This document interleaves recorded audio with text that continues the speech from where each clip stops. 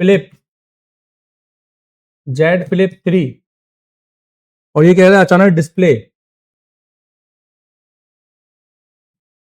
इनका ब्लैंक हो गया है। अब ये क्या करे? तो देखो सबसे पहले तो फोल्डर चेंज करो, क्योंकि फोल्डर एक बार बाहर से मतलब सिर्फ लगवा के चेक करो, क्योंकि ये फोल्डर का इशू हो सकता है किसी भी तरीके से।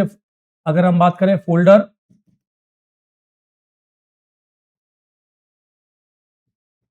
एक बार चेक करवा लो दूसरा लगवा के, क्योंकि अगर वो आ रहा है तो फालतू में ट्रेसिंग का टाइम जाएगा।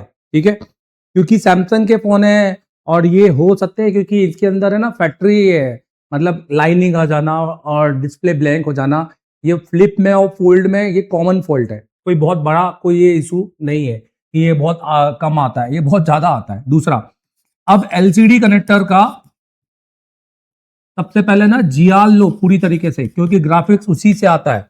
ये देखो ये इसका कनेक्टर है, ये अब इस कनेक्टर का ना पूरी तरीके से जीआर लो, तो मैं आपको बता देता हूं यहां पर। ये देखिए, अब इस कनेक्टर के जीआर में सबसे पहले तो आप ये चेक कर लो कि इस पर 3 वोल्टेज आपको देखने को मिलेंगे। ठीक है, इस पर आपको 3 वोल्टेज आपको देखने को मिलेंगे। एक आपको मिलेगा 3.3, एक आपको मिलेगा 1.8 और एक आपको मिलेगा 1.8। ये तीनों वोल्टेज पहले चेक करो कि कोई लाइन आपकी शॉर्ट तो नहीं हो गई है या पानी गया या कुछ भी गया। ये तीनों वोल्टेज चेक करो और रिसेट लाइन पर भी 1.8 वोल्टेज चेक करो। बाकी की सारी लाइनों पर यहां से यहां पर आप जीआर चेक करोगे 300 से 800, पर हो सकता है कि यहां पर 2000 के अंदर भी जी आ रहा है, क्योंकि एक 1K का रजिस्टर लगा हो सकता है। बाकी मैं आपको यहां से बताना चाहूंगा कि ये तीनों वोल्टेज कहां चेक करेंगे। देखिए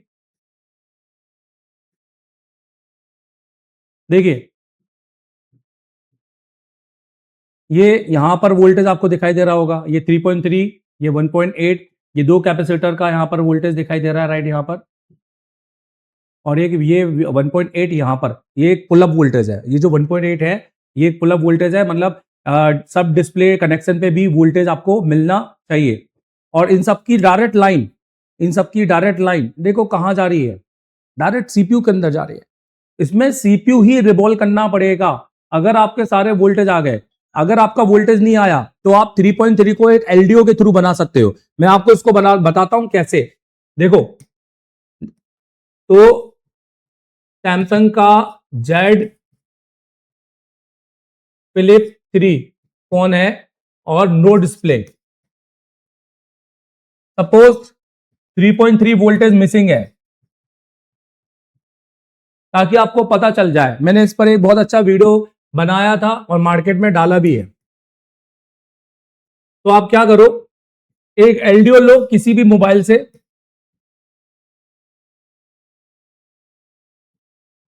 उसके 2 नंबर को ग्राउंड कर दो। ठीक है,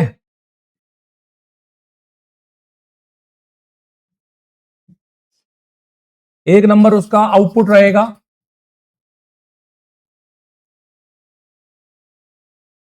4 नंबर पे उस पर बीपीएच डाल दो 4 वोल्टेज, और 3 नंबर पे उस पर, बट एलडीओ आपको वही लेना है 1.8 टू 2.8 वाला, मतलब जो ईएन पर 1.8 वोल्टेज ले और आउटपुट 2.8 लगभग 3 वोल्टेज दे।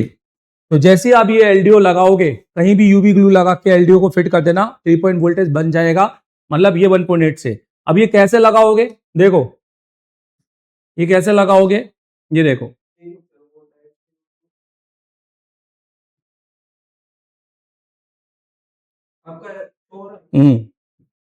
ये देखो, यहां पर कहीं पर ये एलडीओ बिठा देना, ये सैमसंग के A50 से उठा लेना या कहीं से भी उठा लेना।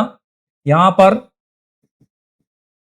पर कहीं पर ये एलडीओ लगाना, और इसका ये जो 3 नंबर है, ये 3 नंबर इस रजिस्टर से उठा लेना या इस कैपेसिटर से उठा लेना। यहाँ पे जो 4 वोल्टेज है, ये तो आप कहीं से भी उठा सकते हो जहां से आपको 4 बीपीएच मिल जाए, और इसका आउटपुट इस 3.3 वाले कैपेसिटर पर दे देना, तो ये बाईपास हो जाएगा। आपको पावर एसी पे काम करने की जरूरत नहीं पड़ेगी। ठीक है, नहीं तो आपको सीपीयू रिवॉल्व करना पड़ेगा। तो जेट फ्लिप, मैं फिर से आपको बता देता हूं आपको क्या क्या करना है। आपको क्या क्या करना है, सबसे पहले तो फोल्डर चेक करवा लो कहीं दुकान में जाकर। दूसरा, एलसीडी कनेक्टर के जीआर लो। तीसरा, 1.8 वोल्ट, 3.3 वोल्ट, ये दो वोल्टेज चेक करो जो कनेक्टर पे आते हैं। और उसके बाद में डिस्प्ले के बाकी जैसे रिसेट के वोल्ट और एक डिडक्शन का, इन दोनों पर पुल अप वोल्टेज। ठीक है, ये वोल्टेज चेक करो और उसके जीआर चेक करो। चौथा, आप डिस्प्ले कनेक्टर के जीआर चेक करो। अगर वोल्टेज नहीं आए तो वोल्टेज को बाईपास करो, और ये बाईपास एलडीओ लगा के करना, डायरेक्ट लगाओगे तो सेट डेड हो जाएगा। और जीआर नहीं आया तो सीपीयू रिवॉल्व करो। तो ये आपका सोल्यूशन है जेड फ्लिप 3 का।